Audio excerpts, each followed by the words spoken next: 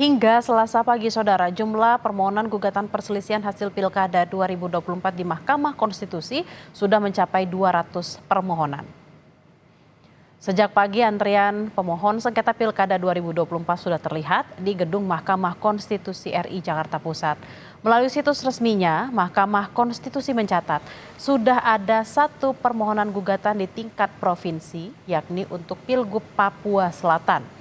Ada juga 163 permohonan di tingkat kabupaten dan 38 permohonan di tingkat kota.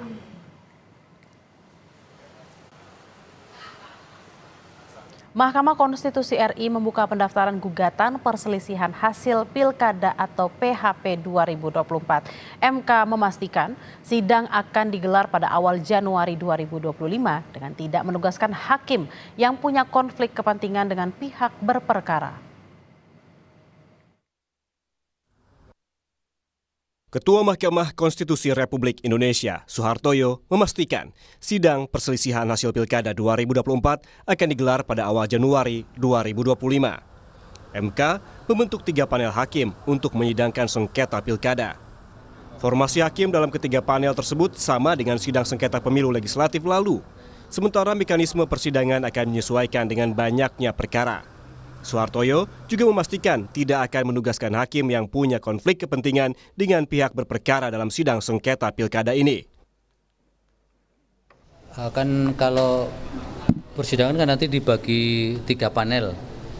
Jadi kalau misalnya sebanyak perkara misalnya 200 ya akan dibagi 3. Misalnya masing-masing 60 atau 70. Mekanismenya ya tidak ada persoalan. Kemarin kan malah yang legislatif itu masing-masing panel hampir 100, bahkan ada yang 100.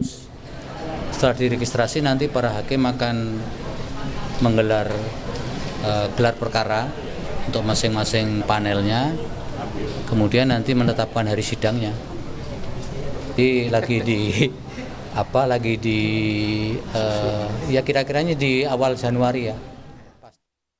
Senin siang, perwakilan tim kuasa hukum pasangan Ridwan Kamil Suswono mendatangi Mahkamah Konstitusi. Tim hukum RK Suswono datang untuk berkonsultasi soal sengketa Pilkada Jakarta. Mereka bilang persiapan pengajuan permohonan ke MK sudah hampir 100% dan akan dilakukan dalam waktu dekat. Adapun pihak yang digugat adalah KPU Jakarta dan pihak terkait yaitu pasangan Pramono Rano. Kami bersama seluruh tim hukum, elemen tim hukum dari Paslon Ridho sedang mempersiapkan permohonan PHPU di Mahkamah Konstitusi. Jadi kami sudah berhari-hari sedang disiapkan, oleh karenanya sesegera mungkin setelah siap kami akan masukkan permohonan tersebut ke Mahkamah Konstitusi. Sangat banyak yang memberikan support dari tim hukum, kita berkolaborasi dengan seluruh tim hukum yang ada untuk mempersiapkan permohonan ini. Jadi buktinya banyak sekali, saksinya juga banyak sekali. Sementara itu, tim hukum Dharma Kun juga tengah mengkaji rencana untuk menggugat hasil Pilkada Jakarta ke Mahkamah Konstitusi. Tim Dharma Kun lebih mempermasalahkan soal rendahnya partisipasi masyarakat di Pilkada Jakarta.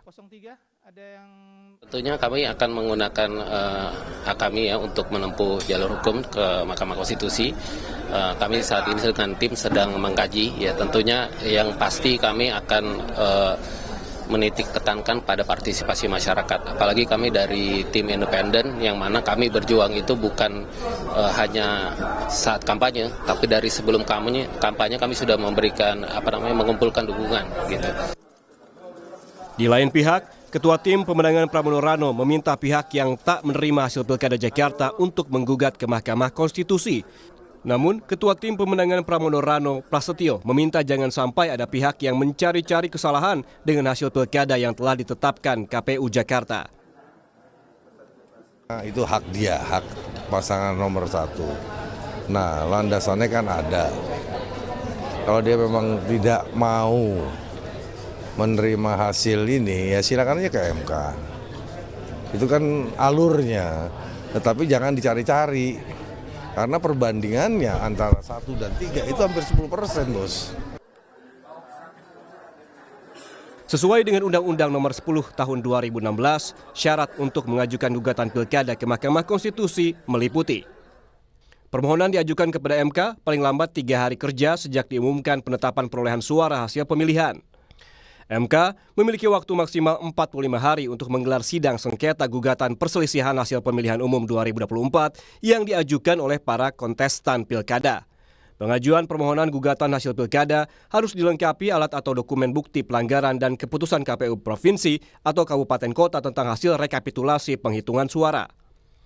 Jika alat bukti kurang lengkap, para calon kepala daerah yang mengajukan gugatan dapat memperbaiki dan melengkapi permohonan paling lambat 3 hari kerja sejak diterimanya permohonan oleh MK. Putusan Mahkamah Konstitusi bersifat final dan mengikat. Hingga Senin malam, sekitar 200 permohonan perselisihan hasil Pilkada 2024 sudah diajukan ke Mahkamah Konstitusi. Untuk permohonan perselisihan di tingkat provinsi bisa dilakukan maksimal 3 hari setelah penetapan oleh KPU. Tim Liputan, Kompas TV.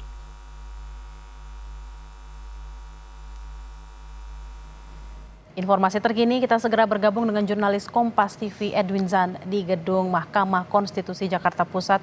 Selamat siang Edwin, sudah ada lebih dari 200 gugatan yang masuk. Apakah ada informasi tentang gugatan untuk Pilkada Jakarta? Selamat siang Bella dan juga saudara. Memang untuk pengajuan berkas perkara yang dari pagi berlangsung di Mahkamah Konstitusi, di tingkat provinsi, yakni di pemilihan gubernur, seperti itu Bella dan saudara, memang baru masuk 2, yang dimana dua-duanya berasal dari Papua Selatan, bukan dari Jakarta. Nah, hal ini memang perlu kita cermati bersama karena dari tim paslon 01 sebelumnya, Ridwan Kamil Suswono dan juga Darmakun di nomor urut 2 juga memang berkata dan sempat memberikan wacana akan mengajukan berkas perkara dan pendaftaran permohonan terkait dengan sengketa Pilkada Jakarta 2024. Nah, tadi sempat berdialog juga pada pagi ini Bella dan saudara kepada Ketua Komisi Pemilihan Umum Jakarta, yakni di sana ada Wahyu. Nah, kepada Kompas TV, Wahyu menyatakan bahwa memang untuk segala bentuk gugatan sengketa Pilkada Jakarta 2024 akan diterima oleh KPU sebagaimana memang salah satu bentuk demokrasi, sebagai bentuk suara dari rakyat dan merupakan bagian dari prosedur demokrasi itu sendiri. Dan Wahyu juga menyatakan bahwa tim dari Komisi Pemilihan Umum saat ini telah menyiapkan untuk alat bukti jika nantinya untuk gugatan perkara ini akan bergulir. Nah, yang lain yang disebutkan juga, mereka telah berdiskusi untuk Komisi Pemilihan Umum, juga berdiskusi bersama dengan akademisi dan juga sejumlah pakar untuk menakar seperti itu, untuk menghitung kira-kira risiko, lalu juga apa saja yang akan terjadi jika memang dari baik paslon 1 maupun paslon 2 mengajukan permohonan gugatan perkara Pilkada Jakarta 2024. Bella. Akhir pendaftaran untuk sengketa Pilkada Jakarta.